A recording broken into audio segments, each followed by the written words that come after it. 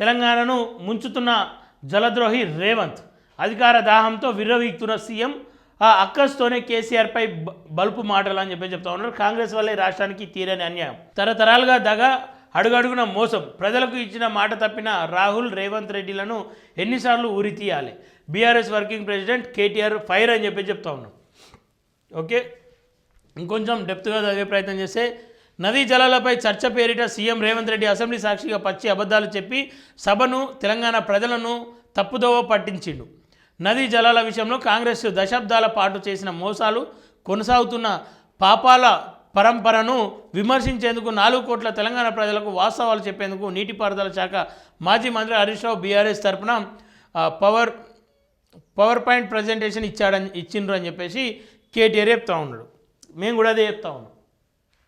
4 కోట్ల మందిని అసెంబ్లీలో మాట్లాడిన మాటలు అబద్ధమైతే 4 కోట్ల మందిని మోసం చేసినట్టయితే అసలు అసెంబ్లీకే పోకుండా అసెంబ్లీని బైకట్ చేసినటువంటి బీఆర్ఎస్ నాయకులు మీరు కూడా ప్రజలను మోసం చేసినట్టు కాదా? అక్కడ అబద్ధాలు వాళ్ళు మాట్లాడుతూ ఉంటే అబద్ధాలను ఖండించాలి, అబద్ధాలను అడ్డుకోవాల్సిన మీరు ఇలా మౌనం పాటిస్తూ ప్రజలను తప్పుదోవ పట్టిస్తున్నట్టు కాదా? ఇలా అభివృద్ధి చేయండి అని చెప్పేసి దాదాపు మిమ్మల్ని నమ్మినటువంటి ప్రజలను, మీకు ఎమ్మెల్యే సీట్లు ఇచ్చినటువంటి ప్రజలను వాళ్ళ సమస్యలను పరిష్కరించకుండా, వాళ్ళ సమస్యలపైన అసెంబ్లీలో మాట్లాడకుండా మీరు కేవలం బీఆర్ఎస్ భవన్కే అంకితం అయితే అది 4 కోట్ల ప్రజలను మోసం చేసినట్టు కాదా అని చెప్పేసి ప్రజలు కూడా అడుగుతూ ఉన్నారు. సో దయచేసి మీరు అది కూడా ఒకసారి చూడాలి. బేసిన్లు తెలియని నీళ్ళ బేసిన్లు తెలియని నీళ్ళ తెలియని ముఖ్యమంత్రి. ఓకే, బేసిన్లు తెలియని నీళ్ళ తెలియని ముఖ్యమంత్రి రేవంత్ రెడ్డి ముమ్మాడికి తెలంగాణ జలద్రోహి అని బీఆర్ఎస్ వర్కింగ్ ప్రెసిడెంట్ కేటీఆర్ విరుచుకుపడ్డారు. నాటి నుండి నేటి వరకు తరతరాలుగా తెలంగాణకు తీరని అన్యాయం చేసింది కాంగ్రెసేనని మండిపడ్డారు. నది జలాలపై చర్చ పేరిట సీఎం రేవంత్ రెడ్డి అసెంబ్లీ సాక్షిగా పచ్చి అబద్ధాలు చెప్పి సభను, తెలంగాణ ప్రజలను తప్పుదోవ పట్టించారని విమర్శించారు. 4 కోట్ల తెలంగాణ ప్రజలకు వాస్తవాలు చెప్పేందుకే మాజీ మంత్రి హరీష్ రావు బీఆర్ఎస్ తరఫున పవర్ ప్రజెంటేషన్ ఇచ్చారని స్పష్టం చేశారు. సీఎం రేవంత్ రెడ్డి అధికార దాహంతో విర్రవీగుతూ బల్పు మాటలు మాట్లాడుతున్నారని దుయ్యబడ్డారు. రైతు బంధువు, తెలంగాణ బతుకును కోరిన త్యాగధనుడు కేసీఆరే. త్యాగధనుడు కేసీఆర్ అని చెప్తా ఉన్నారు. ఆయన పైన ఇష్టానుసారంగా మాట్లాడుతూ ఉన్నాడు రేవంత్ రెడ్డి అని చెప్పేసి అందులో తప్పుపట్టే ప్రయత్నం చేసిర్రు. సరే, ఏదేమైనప్పటికీ నిజంగానే తెలంగాణలో కేసీఆర్ పాత్ర రేవంత్ రెడ్డో లేదంటే ఇంకెవరో చేరిస్తే అయితే జరిగేది కాదు. ఖచ్చితంగా కేసీఆర్కు ఉండేటువంటి ఆ పాత్ర కేసీఆర్కే, అది ఎవ్వరు అవునన్నా కాదన్నా వాస్తవమే, ఒప్పుకోవాల్సిందే.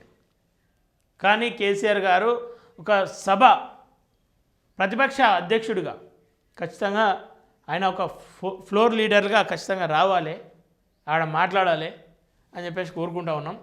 ఆన్సైడ్ రైట్ మార్కింగ్ అని చెప్తా ఉన్నారు. ఫ్యూచర్ సిటీ పేరిట మరోసారి భూసేకరణకు ప్రభుత్వం కసరత్తు, పోలీస్ పహారాలతో 2 రోజులుగా సర్వే. కొత్తపల్లిలో 1800 ఎకరాలు సేకరణకు స్కెచ్, మొండి గౌరెల్లిలో 821 ఎకరాలకు ఎసరు, ఓంకారేశ్వరాలయ 1400 ఎకరాలపై కన్ను, జోరుగా ఆన్సైడ్ భూముల్లో హద్దురాళ్ల గుర్తింపు, దొంగచాటు సర్వేలు ఎందుకని రైతుల ఆగ్రహం, ఆందోళనకు గురవుతున్న 3 గ్రామాల ప్రజలు అని చెప్తా ఉన్నారు. ఫ్యూచర్ సిటీ కోసం మరికొంత భూమిని సేకరించేందుకు రాష్ట్ర ప్రభుత్వం సన్నద్ధమవుతోంది. ఇందుకోసం రంగారెడ్డి జిల్లా యాచారం మండలం కొత్తపల్లి గ్రామంలో 1800 ఎకరాల ఆన్సైడ్ భూములను టీజీఐఐసి తెలంగాణ పరిశ్రమల మౌలిక సదుపాయాల కల్పన సంస్థ ఆధ్వర్యంలో సేకరించేందుకు ప్రణాళికలు రచిస్తుంది. ఇప్పటికే భూసేకరణకు రెవెన్యూ యంత్రాంగం సిద్ధమైంది. గ్రామాల్లోని ఆన్సైడ్ భూములను గుర్తించి హద్దులను నిర్ధారిస్తున్నారు. గత 2 రోజులుగా పోలీస్ పహారాలో అధికారులు గుట్టుచప్పుడు కాకుండా ఈ సర్వేలు చేపడుతున్నారు. గ్రామంలోని 400 మంది రైతులకు చెందిన ఆన్సైడ్ భూములను సేకరించేందుకు ఇబ్రహీంపట్నం ఆర్డీఓ అనంతరెడ్డి పర్యవేక్షణంలో యాచారం తహసీల్దార్ అయ్యప్ప ఆధ్వర్యంలో సిబ్బంది సర్వే చేస్తున్నారు. గ్రామంలోని సర్వే నెంబర్లు చూసిస్తున్నారని చెప్తా ఉన్నారు. ఈ ఆన్సైడ్ భూములు రైతుల నుండి భూములు తీసుకొని పరిశ్రమలు అవి ఇవి అని చెప్పేసి భూములు సేకరిస్తూ ఉన్నారు. దాదాపు 1800 ఎకరాలు అని చెప్పి చెప్తా ఉన్నారు. సరే, ఒక అభివృద్ధి జరుగుతూ ఉందంటే ఆ అభివృద్ధి వల్ల ఆ ప్రాంతానికి ఎట్లాంటి లాభం ఉంది, ఆ ప్రజలకు ఎట్లాంటి లాభం ఉంది, ఖచ్చితంగా ఆ ప్రజలకు వివరించాలి. వాళ్ళ నుండి బలవంతంగా లాక్కునే ప్రయత్నం కాకుండా వాళ్ళ నుండి ఇష్టానుసారంగా వాళ్ళ ఇష్టంతో ఇచ్చే విధంగా చర్యలు తీసుకోవాలని చెప్పేసి కోరుతాము. ప్రభుత్వం ఏదైనా కావచ్చు. ఎందుకంటే ఆ భూమిని నమ్ముకొని ఉన్నటువంటి రైతు, ఆ భూమిని నమ్ముకొని ఉన్నటువంటి ఆ గ్రామాలు ఏమైపోతాయి? ఇలా ఒక పరిశ్రమ వస్తే ఎట్లాంటి లాభం ఉందో నువ్వు వివరించకుండా, ఆ ప్రాంత ప్రజలకు తెలియకుండా వాళ్ళకు అన్యాయం చేసే ప్రయత్నం చేస్తూ ఉంటే, వాళ్ళ భూములు లాక్కునే ప్రయత్నం చేస్తూ ఉంటే, ఏదైతే రేవంత్ రెడ్డి స్వంత ప్రాంతంలో జరిగినటువంటి నిరసన, ఏదైతే రేవంత్ రెడ్డి సొంత ప్రాంతంలో తిరగబడ్డటువంటి తిరుగుబాటు ఈ ప్రాంతంలో కూడా మొదలవుతుంది. మావోయిస్టులు చెప్తారు కదా, మావోయిస్టులు ఎక్కడి నుండి కొడతారంటే ఒక అణిచివేత నుండి. అధికారులు న్యాయం చేయాల్సిన అధికారులే, న్యాయం చేయాల్సిన ప్రభుత్వాలే ఆ ప్రజలను పట్టి పీడిస్తూ ఉంటే, ఆ ప్రజలను నాశనం చేస్తూ ఉంటే, వాళ్ళ బాగు కోరాల్సిన ప్రభుత్వం వాళ్ళ వినాశనం చేస్తూ ఉంటే తిరుగుబాటు చేస్తారు. తిరుగుబాటు నుండే మావోయిస్టులు పుడతారు. సో ఆ తిరుగుబాటు కాకముందే, ఆ ప్రజల నుండి ఆగ్రహం వెలువడకముందే మీ ఆలోచనలు ఏవైతే ఉన్నాయో వీటిని మార్చుకోవాలి. ఖచ్చితంగా ప్రజలను మెప్పించి తీసుకుంటే ఎట్లాంటి ఇబ్బంది లేదు.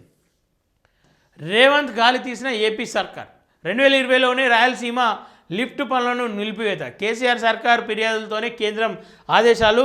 కుండబద్దలు కొట్టిన ఆంధ్రప్రదేశ్ ప్రభుత్వం తాను చెప్తే చంద్రబాబు పనులు ఆపారన్న రేవంత్. ఆ మేరకు అసెంబ్లీలో సీఎం ప్రగల్భాలు దుమారం అని చెప్పి చెప్తా ఉన్నారు. రేవంత్ రెడ్డి సర్కార్ తీరును తీవ్రంగా ఖండించిన ఏపీ రాజకీయ లబ్ధి కోసమే ప్రకటన చేశారని మండిపాటు అని చెప్పి చెప్తా ఉన్నారు. ఇది ఇందులో వార్తలు వాస్తవానికి ఇప్పుడు వాస్తవాలు తెలుసుకోవాలంటే, అంటే పూర్తిగా వాస్తవం అని నమ్మద్దు. నమస్తే తెలంగాణ చదివితే సమస్యలు ఏమైనా ఉంటే తొందరగా తెలుస్తుంది. గతంలో తెలియకపోతుండే, ఎందుకంటే ప్రభుత్వంలో ఉంది వాళ్ళ పేపర్ కాబట్టి. ఇప్పుడు కొంత తెలిసే అవకాశం ఉంటుంది. సో ఆంధ్రజ్యోతి దాదాపు అన్నిట్లలో సేమ్ వార్తలు.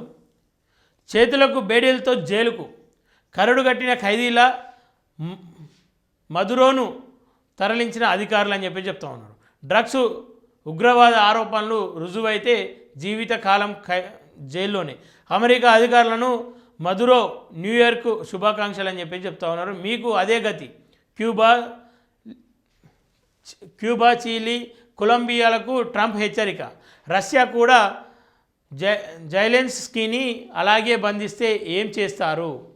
ట్రంప్ తీరును ప్రశ్నించిన ఆ దేశ ప్రజాప్రతినిధి రోకానా. అమెరికా దాడిలో 40 మంది మరణించారు. వెనెజువేలా అని చెప్పేసి ఇది ఈ ఇంటర్నేషనల్ వార్త. నల్లమల్ల సాగర్ను ఆపాల్సిందే అని చెప్పేసి చూద్దాం. మరి ఈరోజు సుప్రీంకోర్టులో నిజంగానే మీరు చెప్పిన మాటలు, నిజంగానే మీకు ఈ రాష్ట్రం పైన ఉన్న ప్రేమ ఏదైనా ఉంది అని చెప్పేసి అంటే ఇలా సుప్రీంకోర్టులో వచ్చేటువంటి తీర్పు ద్వారా ప్రజలకు అర్థం చేసుకుంటారు.